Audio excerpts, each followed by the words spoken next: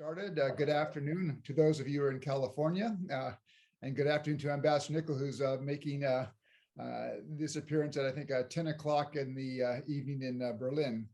I'm Stephen Pfeiffer. I'm a William Perry Fellow at the Center for International Security and Cooperation at Stanford, and I'll be introducing and moderating today's discussion, which is going to look at German perceptions of the current crisis between Russia, Ukraine, and NATO.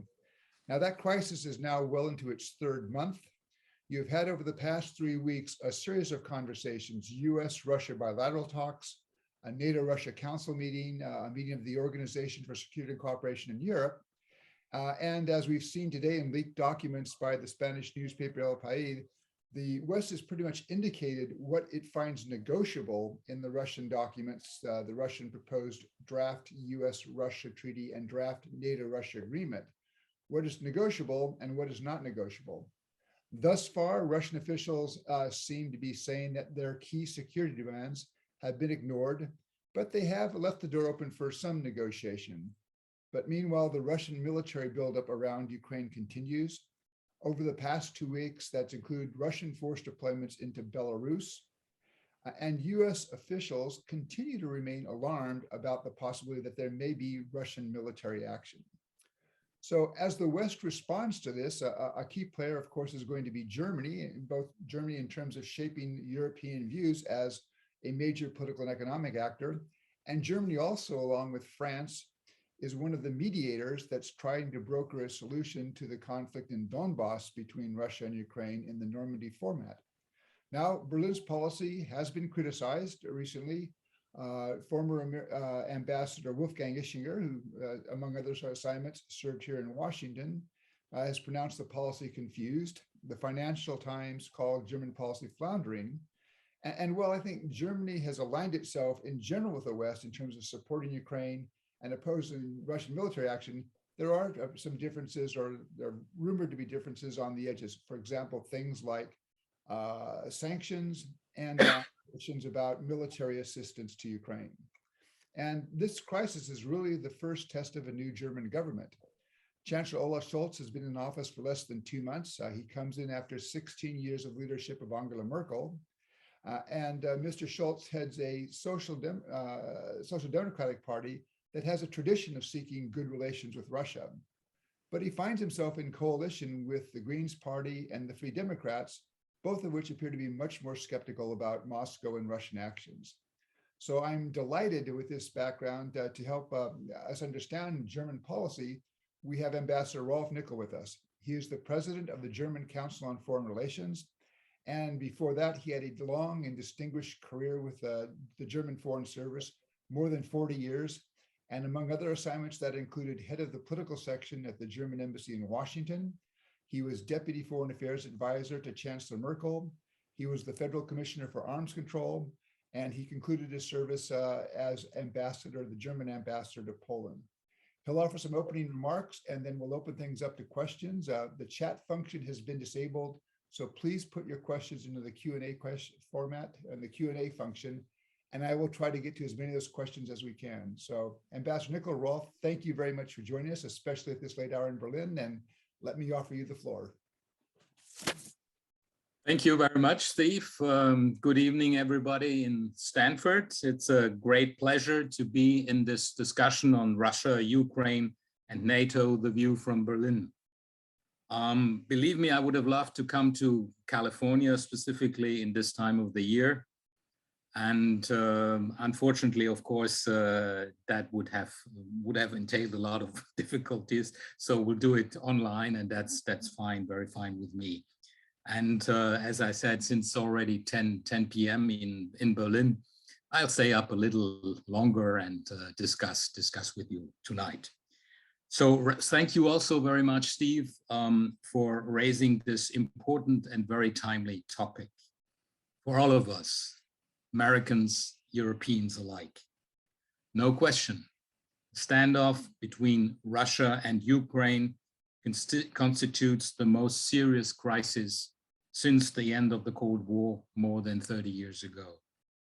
Since 1989, 1990, we have never come closer to a large military conflict in Europe. The escalation potential is enormous. It's a crisis that goes far beyond the relationship between Russia and Ukraine or Ukraine's dealings with NATO. It's a crisis about the very nature of the European security architecture. It's about international law, sovereignty of nations, freedom of choice, instead of an arrangement between great powers in which the big ones tell the small ones how to behave. The good news is for us Europeans that we are in this together, Americans and Europeans alike. And right from the start, I want to commend the Biden administration for the good job it is doing in keeping the alliance together. I do not want to think a moment about a scenario in which the 45th president of the US would have to handle such a major crisis. How do Germans, I actually want to address 3 points. The first one, how do we analyze the situation? Secondly, how do we react to it? And what kind of conclusions and what kind of things can we do in the longer term to address the problems? Right from the start, when we come to analyze the situation, it's not very different from the US analysis. But some words of caution in the beginning. Germany is a very open and pluralistic society in which all kinds of people express all kinds of ideas, some interesting, some outright crazy. The medium spectrum ranges from the equivalent of Fox News to Russia Today. One should therefore concentrate on what the government is saying and doing, and not what some former officials with questionable retirement jobs or improvising Navy officials are expressing. Because of German history, there's a tendency in Germany to frame decisions in values or even moral terms. The problem is that concrete decisions do not always match the moral high ground on which they are supposed to stand. That being said, the German government analyzes the situation in a very similar way than the US. Like everywhere, it's domestic policy, stupid. That trumps everything. Putin is afraid of the successful color revolutions in the former Soviet space, especially in countries which are culturally close to Russia. A functioning Western-oriented Ukraine state would jeopardize his grip on power in Russia. From a strategic viewpoint, Putin's Russia is a revanchist country. He wants to recreate a former Soviet space as a room of limited sovereignty and dependency on Russia. And Putin also wants to recreate the former Warsaw Pact countries as a buffer zone with the West. He wants to push the US out of Europe, and he wants Ukraine to fail as a democratic state. It's all in contradiction, obviously, with the fundamental principles of the post-Cold War order based on international law, the Helsinki Final Act, the OSCE Charter of Paris of 1990, and the Budapest Memorandum of 1994. From a tactical point of view, he also wants to be recognized, Putin wants to be recognized as a world power that one has to reckon with. He wants to divide Europe. He wants some armed or accept some armed controls measures in Europe, and he uses the opportunity to cash in on support for Lukashenko during the regime crisis after the presidential elections. Putin tries to push forward this strategy because he thinks the framework for action is favorable to him. He is publicly supported by China. He considers Biden's efforts in Afghanistan as a failure and thinks that America's attention is detracted by the peer competitor, China. The incoming German government, and you, Steve, already alluded to that, has to sort out the differences between a first-time three-party government on the federal level. And French President Macron is engaged in his re-election campaign. In the UK, Prime Minister Boris Johnson has to deal with his Partygate affair, and Russia also thinks it is needed in the effort on Iran about the JCPOA, which is actually in a very difficult phase at the moment. The arguments used by Russia to justify its military buildup are false. this crisis is entirely fabricated by Vladimir Putin. It was in no way provoked by Ukraine, NATO, nor the US. There is nothing that has changed since 2008 on Ukraine's wish to become a member of NATO, and NATO's negative attitude on this for the foreseeable future. NATO's reassurance measures for the allies on the eastern flank are not provocative in nature. They were a reaction to Russia's annexation of Crimea and the conflict in the Donbass, and do not threaten Russia in any way whatsoever. The arguments used to show that somehow the West has cheated on Russia because promises were made in 1990 and again 1997 about NATO's eastward expansions are false. And on this one, I speak with some authority because I was in the Chancellor's office in 1990 when these questions were discussed. Now, second point, how does Germany react to the crisis? And as you pointed out, Steve, also in your introductory remarks, there is a lot of criticism out there in Europe and the US about Germany's purported unreliability. We're somehow thrown back to the situation, to the run-up to the Iraq War in 2003, which I lived through at the German embassy in Washington, and I remember vividly. The good news in that crisis is that there has been a remarkable evolution of the German government position. The media have not quite caught up with that yet. The situation is not unlike the conflict in Crimea 2014, when it took time till the German government realized that it had to take a clear stand. After some unfortunate comments in the beginning, German position is now moving into the right direction. Germany is, first of all, a committed partner in NATO's double-track approach of dialogue and deterrence with Russia. Germany stands firmly on the NATO line. We all try to de-escalate a situation that may become uncontrollable. Paradigm is not only to avoid appeasement 1938 style, but also sleepwalking into a larger conflict 1914 style. Germany is a full partner on the double track of deterrence and dialogue. Deterrence and dialogue have served us well in earlier days in the 60s with the Hummel report and in the 80s in the crisis with the Euro missiles. Dialogue with Russia is mainly conducted by the US. Other formats support this. From a substance point of view, dialogue is possible on arms control, risk reduction, and transparency, not on the fundamental principles of Euro-Atlantic security, like sovereignty of independent nations, inviolability of borders. Also, NATO's open door policy cannot be subject to any droit de regard of third countries, independently of what NATO decides in concrete cases. At the moment, Ukraine's accession to NATO is not concretely on the agenda. The three core demands voiced by Putin again during Orban's visit, no further enlargement, no missiles close to Russia's borders, withdrawal of NATO's infrastructure from the eastern flank, are just non-starters. As part of the dialogue effort, Germany, together with France, works on the revival of the Normandy format, about the implementation of the Minsk agreement. Even though progress is slow, it's a channel of communication that engages Russia. German negotiators work on a follow-on agreement for Ukraine gas transit after 2023. There's already a first agreement that has been helped by Germany up until that point.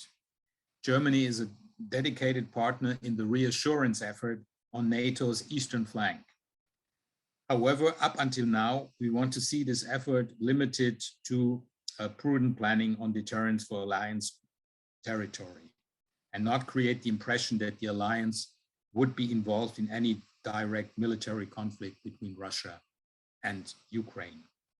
Nobody in Germany nor elsewhere in the alliance, I think, wants to mourir pour Kiev, for taking up that famous phrase of mourir pour Danzig in 19 1938. The Bundeswehr is leading a battle group in Lithuania. It has increased its presence in the multinational core Northeast in Poland and participates on a regular basis in the air policing effort over the Baltic states. Germany is now, and I want to stress that, fully on board on economic sanctions against Russia. German government is calling for massive consequences and refers to a high price tag that further military action against Ukraine would entail. The previous Christian democratic, social democratic government promised in the German-US declaration of July 21st last year that they would, quote, work together to have appropriate instruments and mechanisms in place to react jointly to Russian aggression and destructive activities, including Russia's attempts to use energy as a weapon, unquote. A little further, the declaration stipulates, quote, if Russia used energy as a weapon or acted aggressively vis-a-vis the Ukraine, Germany would act nationally and push on the EU level for effective measures, including sanctions, to cut Russian energy exports. This commitment aims to ensure that Russia does not use Nord Stream 2 to attain aggressive political objectives, unquote. The language is a little bit clumsy, as is often the case in such compromise documents, but the objective is clear. At the time of the declaration, the pipeline was and still is a certification process in which there will not be a decision anytime soon. That was already the situation before the recent military standoff. Now the situation is much more serious, and the German government recognizes very clearly, after some initial hesitations, Chancellor Kohl and the whole new government now agree that in case of an attack on Ukraine, everything is on the table, including Nord Stream 2. The problem with economic sanctions within the EU in general is not so much Germany as the southern European states for whom Russia and Ukraine is far away. If it weren't for Germany, some of the sanctions introduced after 2014 might have already been suspended or even abandoned. Germany is also the biggest source of economic support for Ukraine. As a consequence of the German-US Common Declaration, Germany will provide an additional 150 million euros for the so-called Green Fund. Germany is fully behind the recent decision by the EU to provide further substantial support, financial support for Ukraine. Allow me at this stage to dispel a couple of myths about Germany generally.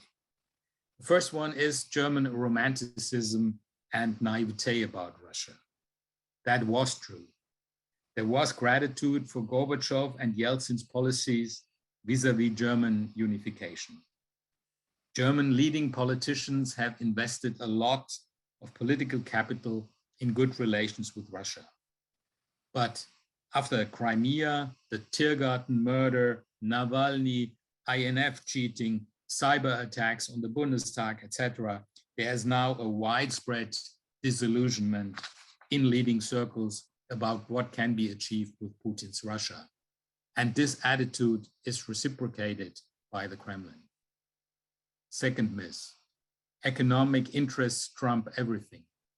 It is true that Germany has a lot to lose when it comes to sanctions in a military conflict with Russia. More to lose than the US or any other European country economically. But trade with Russia is only about 2% of German GDP. Trade with Poland, for example, alone is double the figures with Russia, not to speak about all the other countries on the eastern flank. Third myth, energy dependency. True, Russia is still Germany's biggest energy supplier, but its importance is overstated. Germany imports 55% of gas from Russia, but within Germany's total energy mix, gas only accounts for less than 20%. In line with our long-term energy policy, the importance of gas will further decrease. Europe and Germany have invested in the past into strategic resilience and critical infrastructure. That entails investments in the capacities for LNG imports, and we count on imports, on LNG imports from the US. So far, however, Russian and Norwegian pipeline gas is cheaper than LNG. The European Commission is working hard on alternative sources for which Europe's energy needs can be met. With Germany's green energy transformation, these figures will go further down. The energy relationship between the US and Russia is between the EU and Russia is an interdependent one. Russia relies on the foreign currency it derives from its energy exports and has been in the past a reliable source, even in the heydays of the Cold War. So you may ask now, what is the problem then? The first problem is the cacophony of the German debate. Many people speak without any authority. The government has let the debate generate in a communication disaster. Some countries use Germany as a scapegoat, and that without criticizing Germany for what they're not doing themselves either. The second problem, and that is a real one, is that Germany is not ready to deliver lethal military equipment to Ukraine. This is a consequence of a long-standing pacifist tradition with German society in this government, even more so than in the previous one. The historic argument used in this context is not convincing. In the Kosovo War, the then German government used Auschwitz as an argument to justify its first participation in a combat mission after World War II. The more relevant one is the one about the overwhelming Russian military superiority that no foreign weapons delivery to Ukraine can match. So the deterrent value of the kind of equipment provided to Ukraine at this stage, in my view, is not very high. And it's not a contribution to de-escalation. The third problem is that in previous crises with Russia, for example, Georgia in 2008, which I had the honor to work together with the Chancellor on, Germany played a relatively leading role. Now the government is new and does not have the international standing yet, which has consequences both for foreign and domestic policies. Now I put on more my think tank hat and try to answer the last point. What should Germany do in the longer term? In the discussions about the upcoming first ever national security strategy for Germany, which should be ready by the end of the year, Germany should develop a better understanding about the cruel realities of this world and the necessary capabilities to address them. More action than grandiloquent declarations would be appropriate. The new coalition agreement also foresees the elaboration of a China strategy. Particular attention should be given to the nature of the relationship between Russia and China and how Germany and the rest of Europe may react to this new phenomenon. Germany should do what Teddy Roosevelt recommended, speak softly and carry a big stick, not the other way around. Germany should develop, therefore, a bigger stick by increasing its defense budget, a proposal that many think tankers in Germany are advocating at the moment. Germany should also, in my view, reinforce its contribution to the reassurance effort in order to strengthen the eastern flank. It would help the reliability question specifically in this part of the world. We also need to increase our resilience against blackmailing. And that's not only energy, that's also cyber, hybrid warfare, disinformation, etc. And of course, reduce our dependency on Russian energy supplies. That goes much beyond Nord Stream 2 and includes alternative routes and gas reservoirs. We need also, and that's the last point, to get our act together in Europe. We have to develop our European capabilities without weakening the alliance and not engage in illusionary strategic sovereignty discussions in a military domain that could become a self-fulfilling prophecy. So in conclusions, all in all, I would say that the West's response towards the crisis has been so far not as bad as some Cassandras want us to believe. Putin did not succeed in dividing the allies. We stand firm on the principles. The sanction front holds, and some ambiguity may even be not that bad. There's a small hope that Putin realizes that he miscalculated and is looking for a way out. I'm more hopeful now than I was a week ago that a further devastating military conflict on the continent can be avoided. Let's keep our fingers crossed for tonight. Thank you for your attention. Rolf, thank you very much. I think you've given us an excellent opening to this discussion. So let me pose a couple of questions, and I will take the prerogative of the moderator, and then I'll start taking questions from the audience. And just a reminder, if you have questions, please put it into the Q&A function. My first question is that you have seen, I guess, over the last week and a half now, various NATO allies taking bilateral steps. Just today, the United States announced the deployment of 2,000 troops to Germany and Poland, and the relocation of about 1,000 troops from Germany to Romania. The French are in the process of getting ready to send military forces to Romania. The British have talked about sending, I think, an additional 1,000 troops to the Baltic states. Now, these have been done not as a result of a NATO decision, but bilateral decisions. Now, Germany commands the multinational battalion that is in Lithuania. And that, of course, is a NATO structure. But has there been talk in Berlin about perhaps Germany taking a decision to boost the German contribution to that battalion? Yeah, you saw my recommendation. I just talked about this recommendation of increasing our reassurance effort, and I had exactly that in mind when I said it.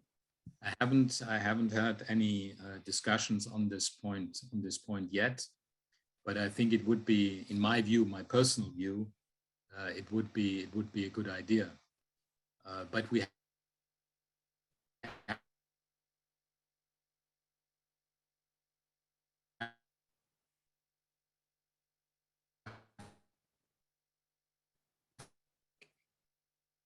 to keep in mind that whatever we do to escalation. In this context, I could very well imagine that Germany could do more on this one. But it's not, I haven't heard anything in discussions in Berlin so far on that. Okay. My second question relates to the famous pipeline Nord Stream 2 that runs and is now complete, running from Russia under the Baltic Sea to Germany. But as you mentioned earlier, it still has to be certified. There have been statements made by American officials, including Secretary Blinken, to the effect that if Russia launches a new invasion of Ukraine, no gas will flow through that pipeline. And I can interpret that in two ways. One is a sense in Washington that the German government might proceed to shut the pipeline down, or failing that Washington would be prepared no longer to waive sanctions and use sanctions to affect the pipeline. And we've seen also, I think, different voices in Washington, in Berlin on this, between the chancellor and I think the foreign minister. If the Russian military goes into Ukraine, how will you expect the German government to handle Nord Stream 2? There is no doubt in my mind that if we have a military conflict, if there is an invasion of Russia into Ukraine, I cannot see Nord Stream 2 go into service. Already now that we haven't seen this invasion happening, may still happen, but it hasn't happened so far. There is the certification process, and as I said in my introductory remarks, certification will take a long time anyway, even without any invasion. But if there is an invasion, I can't see really. I don't see anybody in Germany that really believes that if that happens, that Nord Stream 2 could go onto the grid. I just think it's impossible. Okay. Okay, let me start taking questions we have in the Q&A function. George Rivera poses the question and pointing to Germany's reliance, and you said about 55% of German gas comes from Russia. How much of that energy dependency, I mean, and again, you say that's about 20% of the total energy mix in Germany. How big of a factor is that in Berlin's calculations in terms of the stance it takes vis-a-vis Russia? Of course, it's clear that energy is always has to be seen in this context, and we're talking here already in a situation in which German energy policy, we have abandoned coal. We will abandon at the end of the year the last nuclear reactors, and our energy transformation towards green energy, renewable energy sources will take some time. And during that period, Germany is more vulnerable. But of course, we're going towards this green energy transformation, and this energy deliveries from Russia will go down over time. It will take time, and maybe some mistakes in the past have been made, but based on realities that were real. I mean, we haven't had any problem with energies from Russia and former Soviet Union, even during the heydays of the Cold War. But as I said in my introductory remarks, I think that the energy dependency issue is overstated. We need to work on it. We need to reduce our dependency, but this is not the decisive factor at the moment. At least not for the people that carry political responsibility. As I also said earlier, we have to look on what the government is saying, and there have been some hesitations, yes, but there have been very awkward statements by other people that don't have the political responsibility, and one should neglect these comments. They're not important for the real decisions to be taken. Okay. Let me pose a question that comes from my colleague here at Stanford, Rose Gottemuller, who also, among other senior positions, was the Deputy Secretary General at NATO. And she notes that you have really seen coming out of Moscow extraordinary megaphone diplomacy over the last couple of months, including publishing private exchanges with the German and French governments, publishing draft agreements, the publication now of this letter that's Foreign Minister Lavrov sent to all members of the Organization for Security and Cooperation on Europe. She's never seen anything like this. How do you interpret this? I mean, is this something new, and what lies behind it? Well, first of all, warm welcome to Rose Gottemuller, who was my colleague when I was Arms Control and Disarmament Commissioner in Germany. So thank you very much for the question. I think right now what we feel, and I get this from the reports of our embassy in Moscow, is a huge deception on the part of Russia. I mentioned a couple of these events that took place.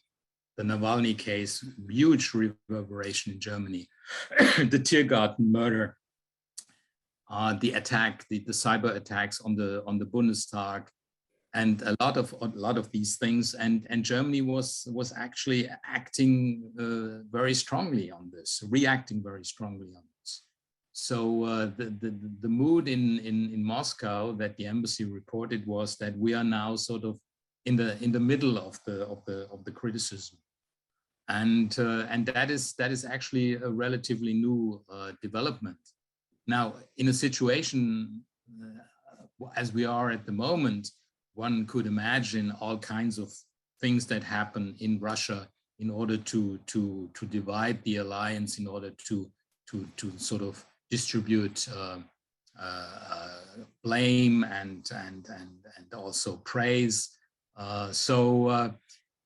Yes, we are in a difficult situation. Yes, you can, the megaphone diplomacy term is probably correct, but the important thing is that we stand together, that we not let ourselves be divided by the Russian effort, and that is a very positive thing in my. Okay, the next question comes from Eric Sapp. He says, Ambassador Nikel has said that the claim that the United States and NATO, he refers to NATO, its NATO client states, has reneged on promises not to enlarge were untrue. And then he says, what exactly do you mean that no such promise was made? He then goes on to say, if so, are you saying that the US State Department's record of conversation between Secretary Baker and Soviet President Gorbachev on February 9, 1990 misrepresented the talks? Let me interject here that I believe I was then the deputy director on the Soviet desk. I believe I authored that record of conversation. And my recollection is that offer of not moving forces forward was made in the context of NATO not moving military forces into East Germany after German unification. But anyway, he asked if you could elaborate a little bit on, what offers or what promises were made to the Russians and whether or not this was binding. Okay, yeah, thank you very much for this question. As I said earlier, I was working in the Federal Chancellor's Office in 1980, 1990 on Soviet affairs and also Eastern European affairs. It's quite clear there is no written guarantee on this given anywhere. There is the agreement. 2+4, but there is no written agreement, and there is also no statement by Federal Chancellor Helmut Kohl at the time. There is a statement by Minister Genscher, but as far as I know, Genscher was not the Chancellor, and the Chancellor never made such a oral commitment. And as far as I know, US President George Bush Sr. also did not make such a statement. So yes, Baker and Genscher in their talks came up with such proposals, but they were never officially endorsed by the Chancellor, nor were they confirmed anywhere in written, and Gorbachev did not ask for it either. So I think there is plenty of evidence. By the way, very good book by Mary Serrote on this, which spells out very clearly what was the case at the time. Yeah. I would just briefly add that Mr. Gorbachev himself, when asked the question in an interview back in the fall of 2014, said there was no agreement with NATO on non-enlargement of NATO into the East. Okay, Catherine Stoner, another colleague here at Stanford, says, looking at the question of canceling Nord Stream 2 or shutting it down, is there a notion in Berlin as to what would be the threshold for taking that step? Because you could see various Russian military actions. One would be just an occupation or a buildup of forces in the Donbass, or there could be a major cyber attack, or there could be a larger military operation that would be going beyond Donbass. Do you have a sense for, what is the line that would lead Berlin to say, okay, Nord Stream is now closed? Well, you see, we have a history about red lines that are drawn and then are not, and action is not following on this. I would recommend to keep some kind of ambiguity on this in order not to be too clear to the Russians. Remember the things that President Biden said about distinguishing between a small attack or a larger attack.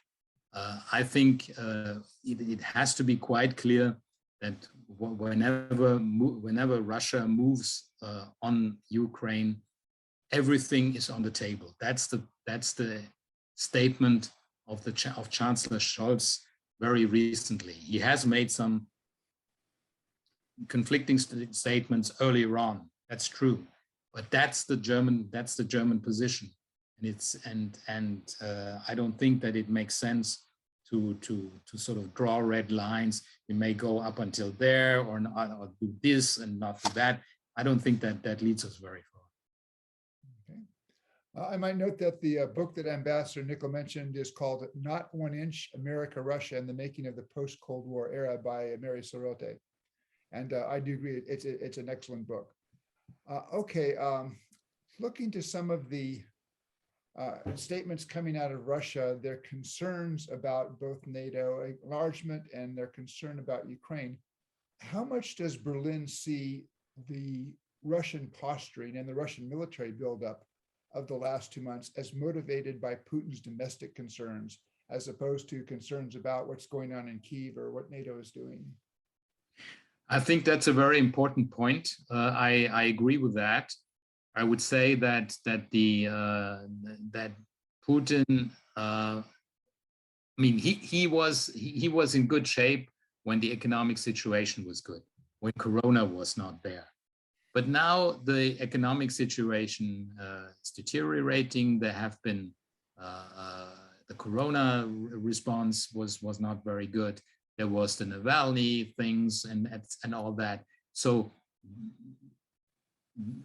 for Putin is afraid of color revolutions elsewhere in the Soviet space, and especially color revolutions that are successful. And so he does not want Ukraine that Ukraine actually succeeds in its economic and political transformation. And therefore, I think he wants to avoid that, and that is, I think, that trumps everything for him. The stabilization, or the keep the power till 2036 if need be, and so that is the overriding interest, the overriding idea behind everything. And the rest is sort of strategy, how you move forward, or even tactics.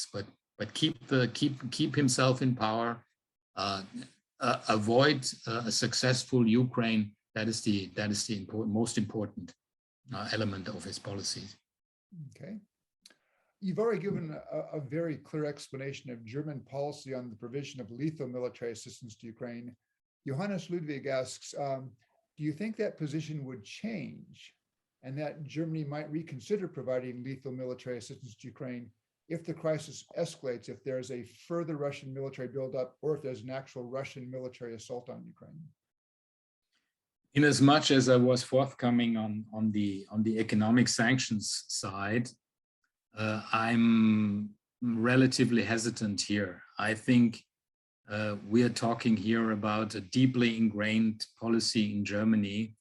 It would need a change in the legal framework as well, and I don't see this government taking that step. There was a lot of evolution of German policies with respect to the economic sanction side, but I haven't seen any evolution on the lethal weapon side. So I'm skeptical that this will happen. Okay, Gonzalo Vergara asks, in Berlin's view, what would the United States and NATO be prepared to give Putin that would be acceptable, that should be acceptable from the point of view of the West in terms of negotiations and such? Well, there are, I mean, lots of things you can think about. I mean, arms control, first of all. I mean, there's certainly a possibility to work on strategic and non-strategic weapons in the new START discussions. There is also the possibility of risk reduction mechanisms within the NATO-Russia Council, but also between the military. There is transparency measures that one can think of. The West has proposed a modernization of the the Vienna document on military activities.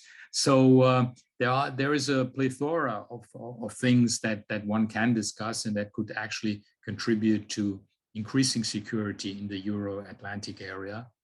But it all depends on whether Russia is prepared for it. And so far,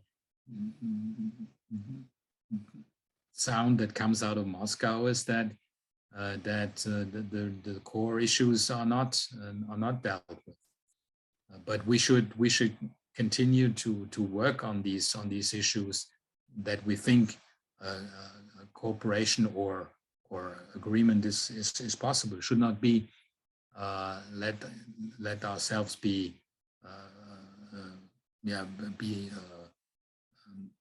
we should continue on these issues that are possible with Russia, but be very clear that certain things we cannot talk about because it's basic tenets of the Euro-Atlantic Security Order. Okay, we have a question from Paul Meyer, retired Canadian diplomat. He says, looking back over the last 2 decades, you've seen the dismantlement of much of the conventional arms control regime that applied to Europe. The Russian suspension back in 2007, 2008 to suspend the conventional forces in Europe treaty, the US decision followed by the Russian decision to withdraw from the Open Skies Treaty, the failure by Russia to fully observe the requirements of the Vienna document on transparency and confidence building measures. Could or should the West have been more active before this crisis in trying to sustain that framework? And do you see a way that we could in the future, revive some of that framework to address some of the problems that are now at the base of the crisis? As a former arms controller, of course, we should do everything to, and we could have done more, but all these things do not happen in a vacuum. They are part of a broader situation, of a broader problem, and sometimes conditions are just not ripe to advance. But we should not abandon our efforts in this field. Open skies, Vienna document, non-strategic nuclear weapons. All these are very important issues that we should push on, and not be disappointed if in the short term we do not get as far as we wanted. Okay. Kyle Arms asks about the German view on the demise of the Intermediate Range Nuclear Forces Treaty, and what risk resulted from that. But also, Mr. Putin has talked about concerns about offensive missiles in Europe. Is there the possibility to sort of revive some limitations on intermediate range missiles as a way out of this crisis? Yeah, I mean, this is a very difficult issue. Of course, Russia was cheating on the INF, and therefore it was clear that some reaction had to come, and that even started when Rose Gottemoeller and I were on the job quite some time ago.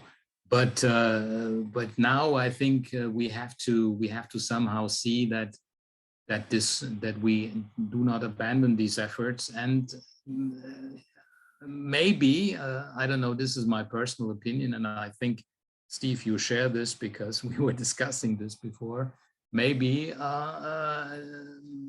missiles deployed in Europe should be part of such a deal. But this is something that will have to be seen in the future, whether this will work out. I would not completely exclude it, but let's also not forget that the kinds of missile defense that we have in Europe is directed not towards Russia, but towards Iran and possibly other countries in the Middle East, and the kind of deployment that we have so far, the SM-2A and B are not cannot really threaten the Russian missile capability. It's more the future evolution that they are afraid of. So yeah, let's see what can be done within the framework of the negotiations on arms control, strategic arms control, but possibly strategic and non-strategic arms, and see where we can get. I think it would be very important to move forward here and to come to some reasonable results. Scott Bate asks for your read on the coalition dynamics right now, particularly between the foreign minister and the Greens, who seem to have taken a firmer stance on responding to Russia than Chancellor Kohl and the SPD. Do you see a significant difference there? And if so, which side is coming out ahead in terms of defining the policy that would be the German response to the current crisis between Russia and Ukraine? As I've said earlier, this is a three-party government. So you have to take into account the policies and the ideas of all three partners.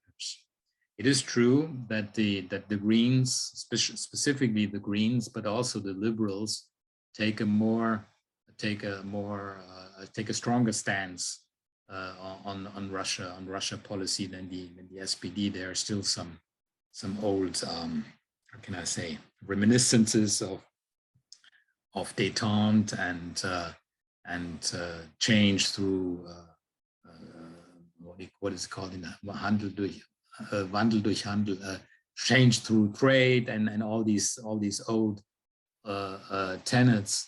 And but the government is now in office for 2 months, a little bit more than 2 months, and every government should have the opportunity to get the act together. And on Russia, I see really at the moment a coming together of the Greens and the SPD. I don't think that. I think that Green policy and Green foreign minister has had an impact on our policy towards Russia, and she has made a successful visit to Moscow, and has stood, as some people say here, very well the Lavrov test so far. So no, I think that that this government is moving into the right direction. They are getting their act together and stand firmly in line with NATO on this very important issue. Okay, Philip Zelikow, who worked at the White House during the George H.W. Bush administration. First of all, he concurs completely with your assessment of the question about not 1 inch regarding NATO enlargement. But he poses the question, if Russia is in fact prepared to seek a diplomatic way out of this crisis, how do you size up the chances that Germany and France could use the Normandy process, in fact, to really address the underlying dispute that's taking place between Russia and Ukraine over Donbass? And is it possible then to get a broader settlement in which there could be something of a normalization of relations with the European Union that would basically turn the clock back to 2013? So that's kind of the big picture, but yeah. Well, to be very frank, I'm satisfied that discussions in the Normandy format have been revived. Unfortunately, so far progress has been very slow. Whether there will be more progress in the future, I don't know. Whether the framework conditions that we see at the moment will be conducive to any I'm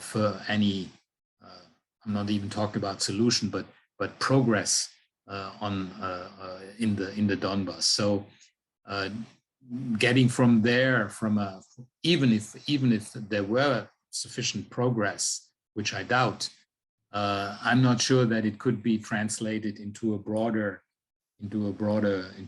picture. I mean, maybe I'm too pessimist here, but the problem here is really much bigger than just Donbass. It's about European security and okay, yeah, maybe if you do things, you create trust, and then things move on. But for the time being, I'm skeptical about a settlement anytime soon in the Donbass question, let alone on the broader issue. Perry Bloom asks if in Berlin you see any hesitancy on the part of Putin and the Kremlin to use military force now, with the Beijing Winter Olympics beginning on Friday.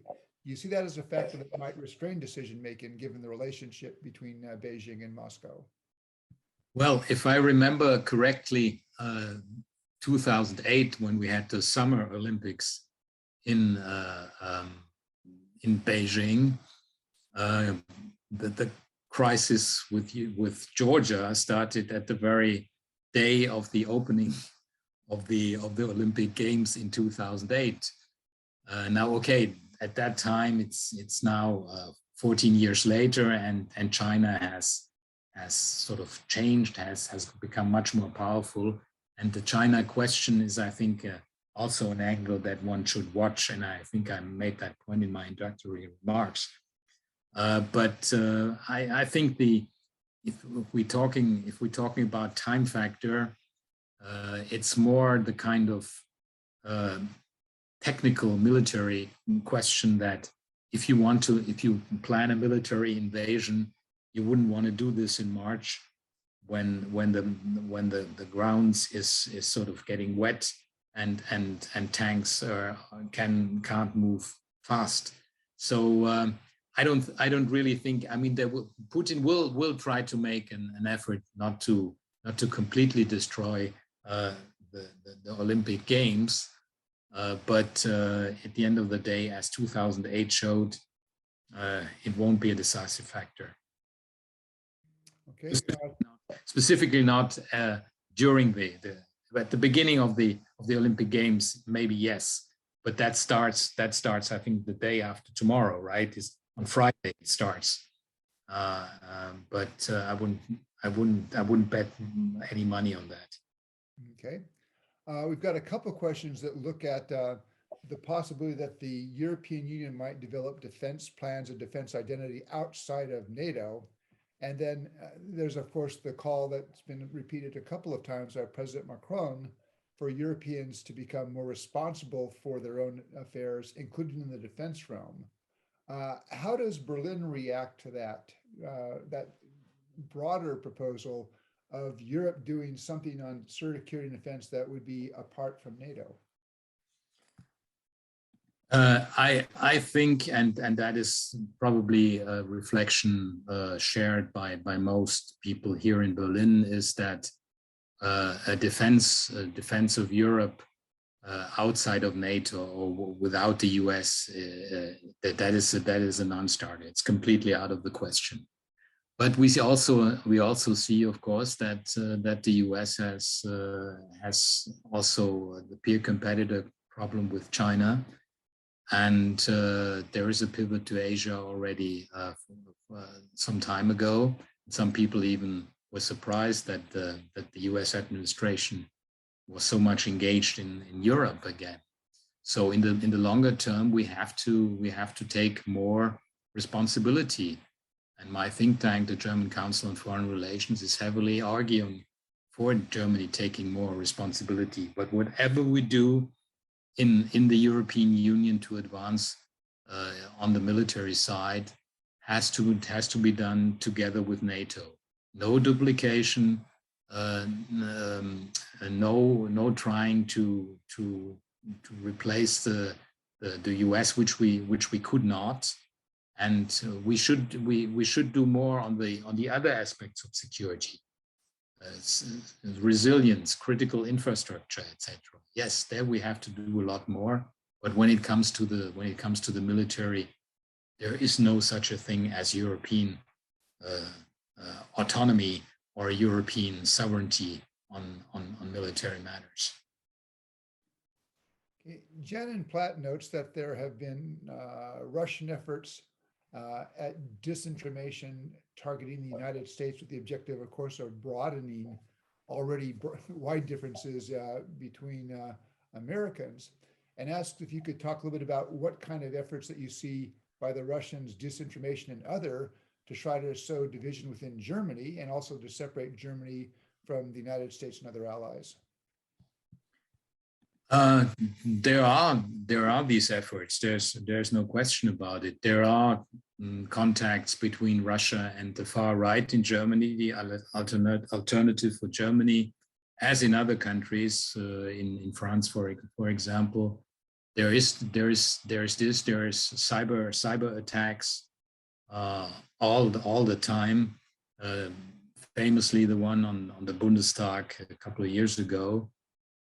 So yes, there are lots of things that happen, and disinformation is very a feature of everyday life.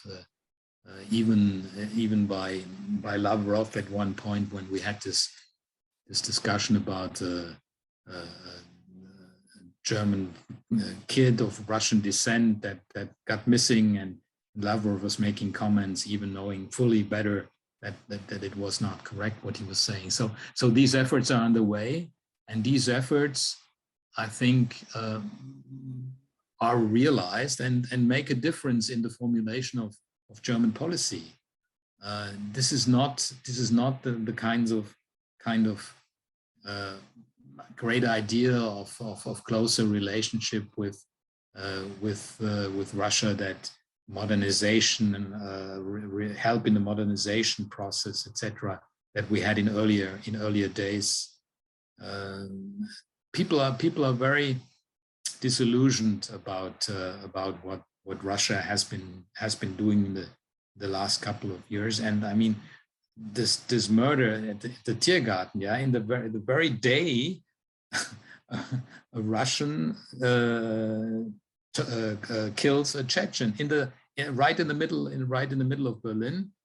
The court now has spoken, and it's quite clear that it's unacceptable that such things happen, as was the case with Navalny, who drew a lot of criticism in Germany. He was in a hospital in Germany, and so Germany felt very close when he was there. So all in all, there is now the recognition that this happens, and it has very negative consequences on the decision makers in Berlin. Okay. Back in 2014, NATO allies set a target of spending by 2024 2% of gross domestic product on defense. And I think Germany has, to be fair, Germany has significantly boosted its defense spending, but it looks like the actual target of 2% won't be met in 2024, that Germany may be at about something around 1.5%. Do you think that the current crisis is going to affect the German community? Would that lead the German government to decide to boost spending, and even though it may fall short of 2%, not to fall as short of 2% as it looks like it may at the current course? Well, 2 points. The first one is I'm not very fond of this percentage calculation. What we need is capabilities, and which in many cases we do not have, not necessarily expressed by that much percent of GDP. If GDP varies considerably, etc., what does it mean? That's very, in my mind, it's very clear. We have to do more. We have to spend more money on that. That's the official position of my think tank. Well, official position, that's the position shared by many in the German Council on Foreign Relations. And we're pushing very hard for that. We're pushing for that also within the context of the new first German national security strategy. And that will, but I think it's too easy to tell now whether the situation there will have that impact. If the crisis finishes without a military invasion, etc., there may be a tendency to, oh, well, we got through it, etc. However, if there were an invasion, I think that would lead to a serious reconsideration. So I think it would be a little early to tell, and there would be a lot of resistance in some parts of the government, but not completely excluded. In Berlin, when you look at the factors that are motivating the Russian, and I guess I think we do agree this was a manufactured crisis, but the factors underlying that, how much weight do you give that to sort of domestic issues that are affecting Mr. Putin's calculation, and how much weight goes to sort of real geopolitical and security concerns about NATO and about Ukraine? Well, as I said earlier, I think this is mostly domestic. I mean, what has changed since 2008 with respect to Ukraine? Nothing has changed since 2008 in the relationship with NATO and Ukraine. What has changed in the relationship with the eastern flank countries of NATO with respect to Russia? Nothing since 2014. And the reaction in 2014 was because of Crimea. So this all seems very fabricated to me. Putin tries to use what he thinks to be an opportunity because of all the other things I mentioned in my introductory remarks. It's a good moment. It's an appropriate moment. Attention by some is elsewhere, and he thinks that waiting longer may make it more complicated, and the situation in Russia may deteriorate. And also, I mean, Russia is an exporter of energy. Crisis, as we see right now, have an impact on energy prices. So that may also be a factor that may have to be considered. I think the domestic point of avoiding a color revolution, creating a buffer vis-a-vis the West are the most important points here. Let me actually follow up with a question on the domestic side, which it's my perception that Putin taking this tough stance now probably plays well with a good part of his domestic constituency within Russia. But if it gets to a real conflict, and you do have serious Russian military casualties, how do you see that affecting the Russian approach? And how much of a concern is that for the Kremlin? Well, I think it is of concern to them, but at the end of the day, I mean, having been stationed in Moscow in the early days of my career as well, I mean, the Russian people is used to suffering, and they wait for a very long time, and etc. And then suddenly there is a revolution, but.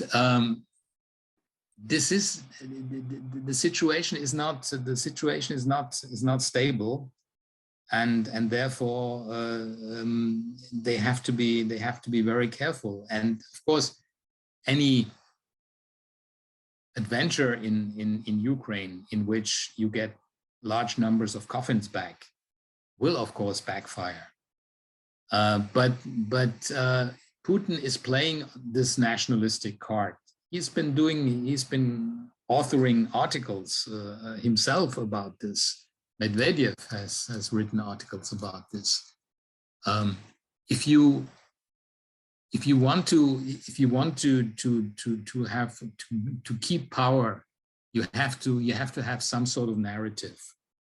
It used to be in the Brezhnev times. It used to be, you don't work hard, you don't get much money, but okay, you'll survive. Later on, it was you get enrichissez-vous, and the rest doesn't matter. Now then with Putin, it was you don't get any political freedoms, but you will have economic prosperity. Now there's economic prosperity is not so clear anymore. So the nationalistic tone is taking a very clear stand here, and so the balance here between nationalism on the one side and possible coffins or whatever negative consequences out of a conflict will have to be weighed. And so far, I think Putin thinks it's controllable. I don't know whether he's right. Okay. You've already addressed the question about the Beijing Olympics, but another question about China. And from Berlin's perspective, you have this relationship between Moscow and Beijing. How much does Germany think that the Chinese would be helpful, if there were a new Russian military invasion into Ukraine, for example, in helping Russia manage the impact of sanctions or in other ways? Yeah, well, first of all, I think we shouldn't count on China for any mediation effort. Yeah. I mean, it was very clear in the United Nations Security Council discussions that they were behind the Russians and were not and in trying to avoid that discussion. And they will stand with the Russians as long as they consider America somehow the enemy. Whether they will take advantage of the situation, I mean, those of you who have participated in war games know that sometimes situations in one theater may have consequences in others. So I would not completely exclude anything of that nature. For example, in the waters close to China. So, and but also another point is that, I mean, there's no question that economically speaking, China is the big brother and Russia is the smaller one. So whatever friendship or whatever alliance against the common enemy US may exist, it will not completely eclipse the kinds of problems and conflicts that exist between those two countries on other levels. So again, I would be a little. It's difficult to predict actually.